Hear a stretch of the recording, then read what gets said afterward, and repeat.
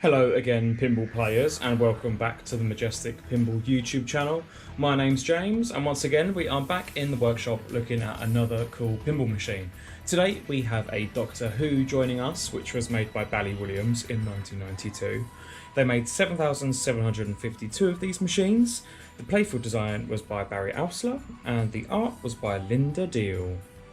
So an interesting game, this one. You have a playfield in the middle of the machine that lifts up and down and reveals different targets and different sources and scoops to shoot for. You have a really cool topper on top of the machine, which was supposed to move. So you have a Dalek under a little dome, and the Dalek's head was supposed to spin around and pivot about and stuff. And 100 prototype machines were made with the Dalek's head that moves.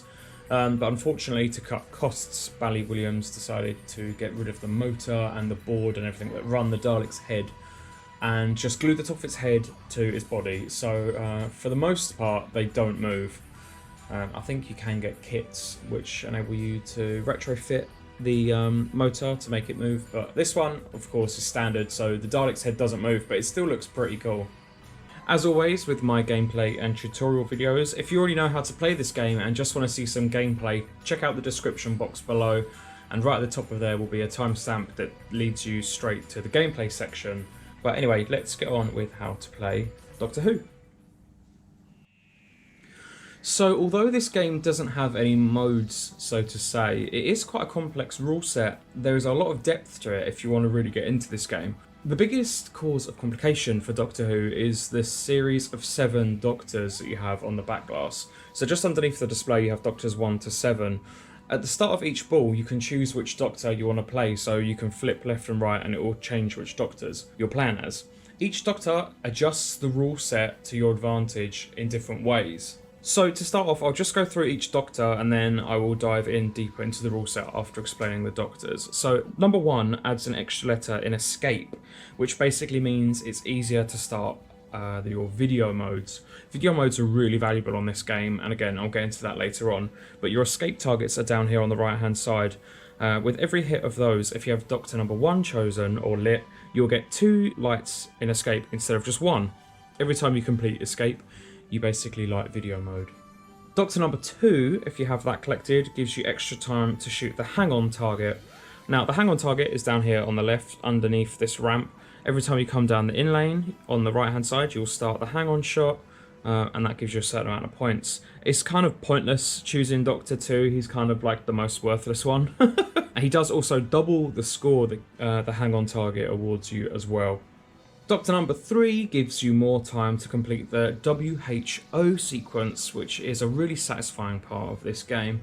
The Who sequence basically can award you loads and loads of points, which is shown down here in the middle. The W starts on the right hand ramp, so shooting the ramp at any time lights the W. The next shot is H, which is the hang on shot underneath here, and then the O is on the ramp from that flipper, so it's a really nice pleasing sequence that you can complete. Doctor number 4 makes it easier to complete the repair targets, which are the green targets down here on the left hand side. Completing all of repair basically lights the whole entire bank to give you 1 million points per hit. So if you've got Doctor number 4 lit and you hit a target on the repair bank, it gives you credit for 2 targets instead of just 1. Doctor number 5 increases the jet bumper value, which is over here on the right hand side. You can get to the jet bumpers via the left hand lane, which says advanced bonus X. That lane sweeps around to the back and goes into the bumpers. Now the bumpers also are tied into the transmat value, which allows you to collect another Doctor. So Doctor number 5 can be worth going for. With every hit of the bumper you start to build up the transmat. Once you've completed the transmat, which shows up on the DMD as like a little pie chart, so it starts to complete. Once transmat is active, you just need to hit this little target down here and you will add another Doctor to your lineup. Doctor number 6 is really essential because he is tied in with the playfield multipliers. Multipliers work really differently on this game to any other machine, and they're insanely important to building up a high score. Your playfield multipliers are all tied in to the right hand ramp that is available from the left hand upper flipper, and you'll see this sort of group of yellow shots here. With every loop around this ramp you gain a multiplier. While you're collecting multipliers, there's a little flap here that stays open, which feeds that flipper again, so you can complete this really pleasing sequence of loops. The bonus maxes out at 4x, and that is on a timer, so once you've completed whatever multipliers you've got up to, it will start to flash and blink quicker, and then it will go out and start to step down. Doctor number 6 increases the amount of progress you get per loop. So instead of needing 6 loops to max out your multiplier, you only need 3. He also lengthens the amount of time that you get per multiplier, so that is really essential to keep the big scores coming in for longer. And finally, Doctor number 7 assists with starting multi-ball. So at the start of the game, when you launch a ball, the locks are already lit, whereas normally you need to hit the target in the centre of the time expander to light a lock. From the start of the game, the locks are already lit, and then once that playfield lifts up, you have a bank of 5 targets, which you need to hit to complete this red bank of lights. He basically just gives you extra progress on those lights, so instead of having to hit them like 15 times, you don't have to hit them as much, so it gives you lots of extra progress. So that covers all of the Doctor's rule sets. It can be a little bit overwhelming and a little bit confusing. Obviously there's huge amounts of strategy behind which Doctor you want to pick at what time and when you want to bring them into the game. You do get a bonus for collecting all 7, and you also can complete multiple sets of Doctors. So once you've collected all 7, you can actually go back and complete all 7 again, and the machine will give you another bonus for each set that you have. Another key feature of this machine is all to do with the time expander in the centre of the playfield. That is all tied in with multi-ball.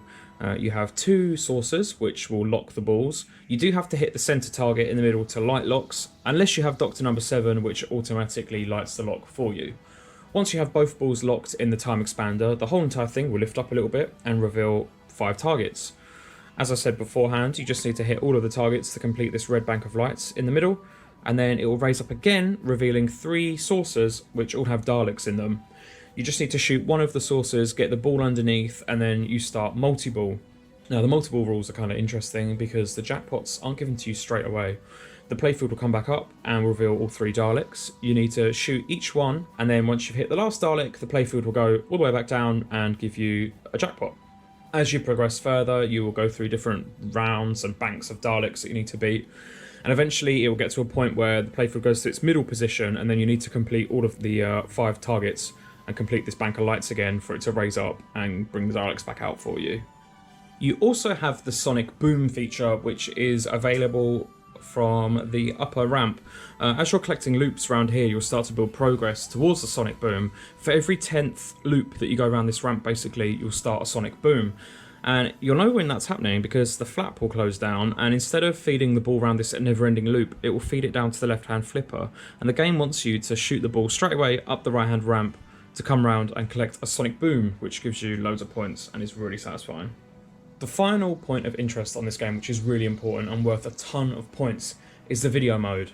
So as we explained earlier, completing the bank of targets here that says escape will light video mode, and video mode is only accessible via the TARDIS, and the only way you can get to the TARDIS is via the bumpers, and it's kind of like a 50-50 chance of going in there.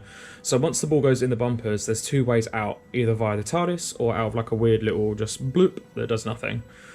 So once you've got video mode lit, you basically want to just hit the ball around the loop into the bumpers and pray that it comes down into the TARDIS. The video mode is super valuable and is basically like a little platformy, kind of like Mario sort of game. You'll have a Dalek chasing you, and you need to jump over loads of obstacles and get to the TARDIS. You have small obstacles and big obstacles. If you hit one flipper button, you'll do a little mini jump, which goes over one obstacle, and if you press 2 flipper buttons, you'll do like a big jump, which goes over 2 obstacles.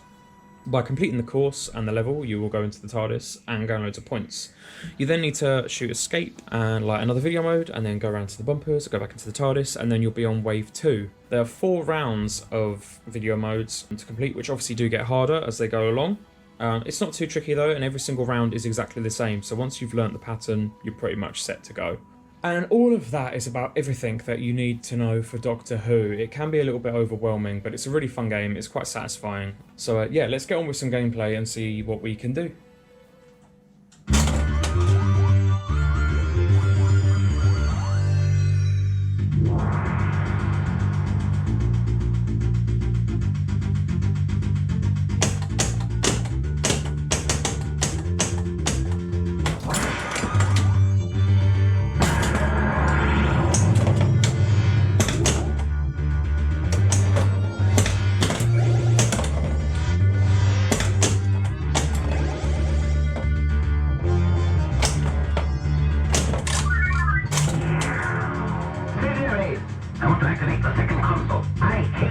Taking measures.